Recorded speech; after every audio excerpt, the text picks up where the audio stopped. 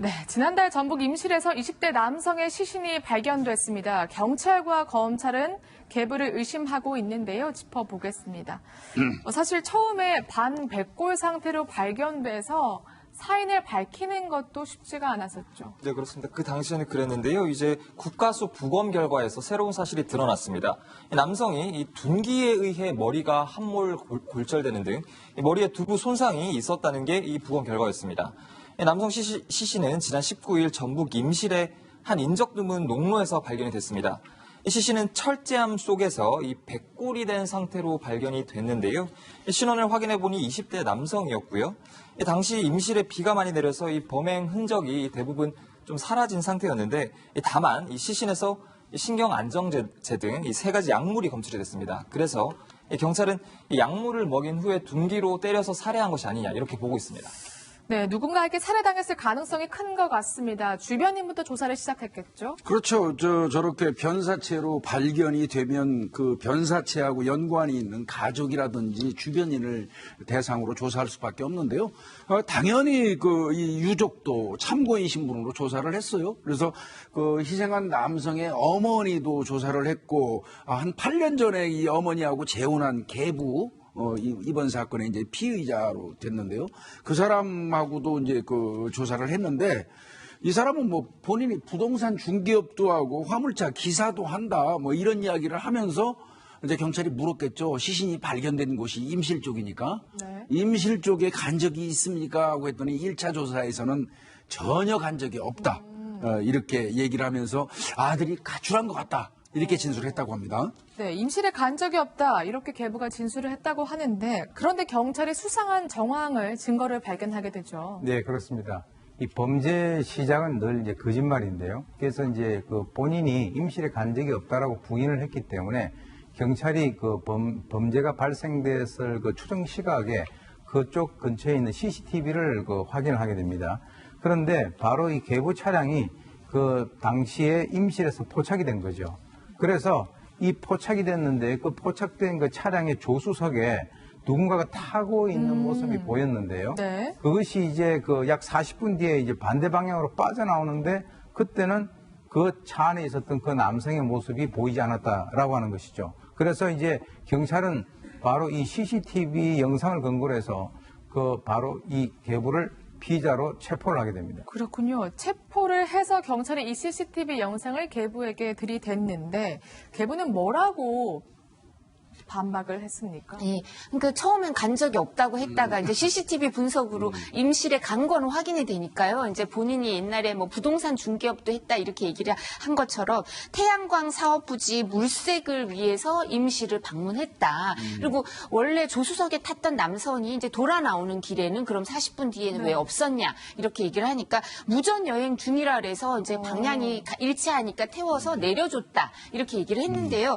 근데 요즘은 차량 블랙박스가 다 있잖아요. 그리고 휴대전화도 있고 이런 걸 분석해보니까 그게 거짓말인 거예요. 이제 차량 블랙박스는 녹음도 되고 하니까 얘기가 나올 수 있으니까. 그래서 이 부분 물증이 처음엔 CCTV죠. 그다음엔 차량 블랙박스, 휴대폰 이런 물증을 통해서 반박하니까 이젠 더 이상 범행을 부인하다가 이제 할 말은 없는데 구체적인 경위는 또 여전히 안 밝히고 있었다고 합니다. 네, 계부는 결국 구속됩니다. 혐의를 계속 부인해 왔었죠. 그러다 검찰로 넘어가게 되자 이제는 아예 입을 닫기 시작하는데요.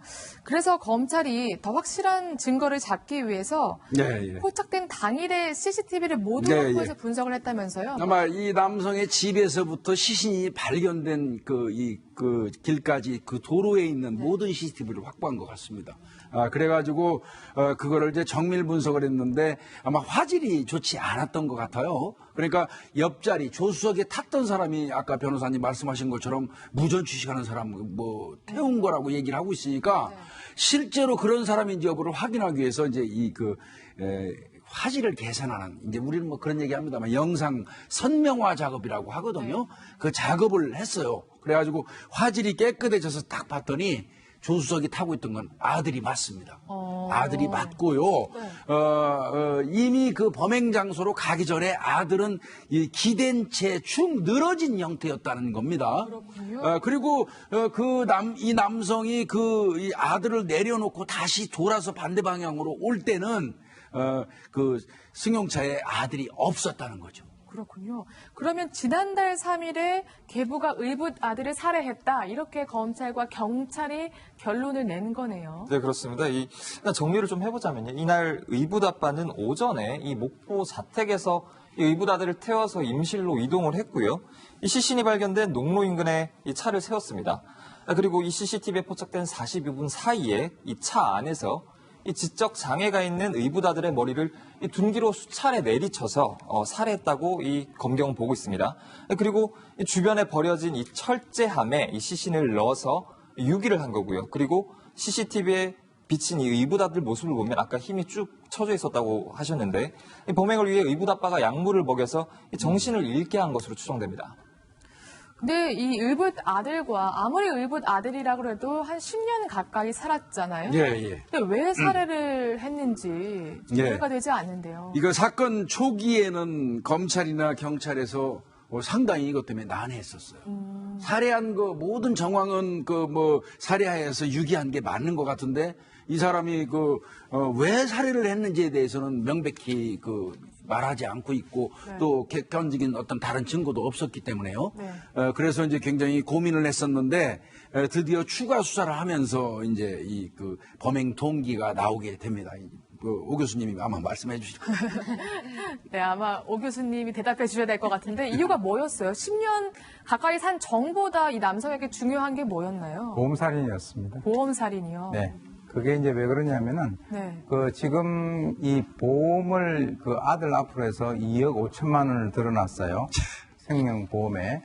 근데 이제 남성이 생각할 때는 자기 앞으로 수익자를 해놨으면 경찰이 자기를 의심을 할 수가 있는데, 그게 아니라 현재 살고 있는 바로 이번에 살해됐던 그 남성의 어머니 앞으로 이제 드러났단 말이죠. 그러니까 이제 사실 경찰이나 또는 수사기관에서 나는 사실은 내가 돈을 수익을 직접 어떤 이득을 얻는 것도 아니기 때문에 나는 그하고 상관이 없다라고 얘기를 갖다가 할 수가 있을 수 있는데 경찰은 어떻게 판단을 하고 있냐면 수익자가 바로 아내로 되어 있지만은 실제로는 이 남성이 평상시에 자기 아내에 대해서 완벽한 정신적인 통제를 하고 있다라고 하는 그런 상황을 보게 된다면 네. 그러면은 2억 5천을 자기 아내의 앞으로 해서 돈을 타개하고 난 이후에 그 돈을 자기가 받아가지고 쓸 수도 있는 상당히 어떻게 보면은 그럴 가능성이 높은 그런 상황이었죠.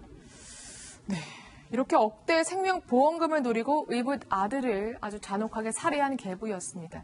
그런데 수사를 하다 보니까 이 아내는 알고 있었는지는 모르겠습니다만 8년 전에도 동거녀의 보험금을 노리고 이렇게 그래서 처벌을 받기도 했다고 하죠. 예, 그러니까 사기나 존속 상해 등의 혐의로 구속 기소돼서 이제 실형을 세 차례나 받았대요. 그리고 가장 최근의 사건은 우리 앵커가 말씀하신 것처럼 8년 전에 제주에서 행방불명된 전 동거를 하던 사람이 행방불명이 됐는데 그 동거녀 행세를 하면서 보험금이나 예금을 수령하려고 시도를 했다는 거예요. 그러니까 보험회사나 은행과 이제 금융기관과 전화를 하면서 자신이 전화를 하니까 이 남성 목소리 같다고 상대방이 얘기하니까 남성 호르몬이 많이 나와서 목소리가 이렇다는 둥 이렇게 의심을 받으니까 어떤 그 여성을 고용해서 동거녀인 채로 행사를 하면서 전화를 받으라고 그렇게까지 시도를 했었기 때문에 이 동거녀의 행방불명하고는 어떻게 관련이 돼 있는지 알 수는 없지만 아까 말씀드린 것처럼 보험금이나 예금 수령 시도를 하면서 사문서 위조 행사를 했기 때문에 이 징역 1년을 선고받고 이제 항소심에서 징역 1년을 선고받은 사실도 있다고 합니다. 네, 이 동거녀의 실종도 지금 이야기를 들어보니까 굉장히 수법이 비슷해서 이 계부가 의심이 되는데 이거는 아직 미제로 남아있는 상황인 거죠. 이거는 아마 그 당시에 제주경찰서 관내에서 발생했던 사건 같고요. 네. 그 동거녀의 행방은 지금까지 찾지 못하고 있는 것 같아요.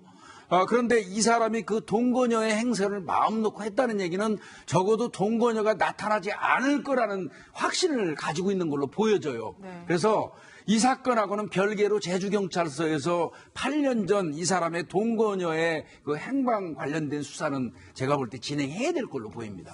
네, 네. 알겠습니다. 일단 검찰은 의붓 아들 살해 혐의로만 이 50대 남성을 재판에 넘겼습니다.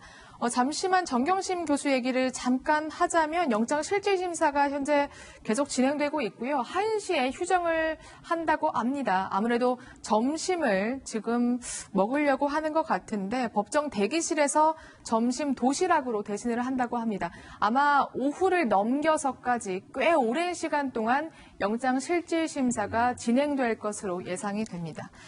또 한 가지 저희가 실시간으로 또 질문 받고 있는 거 아시죠? 방송을 보시다가 혹시 궁금점이 남으신다면 SNS로 남겨주시면 저희가 여기 있는 전문가 분들께 대신 여쭤봐드립니다.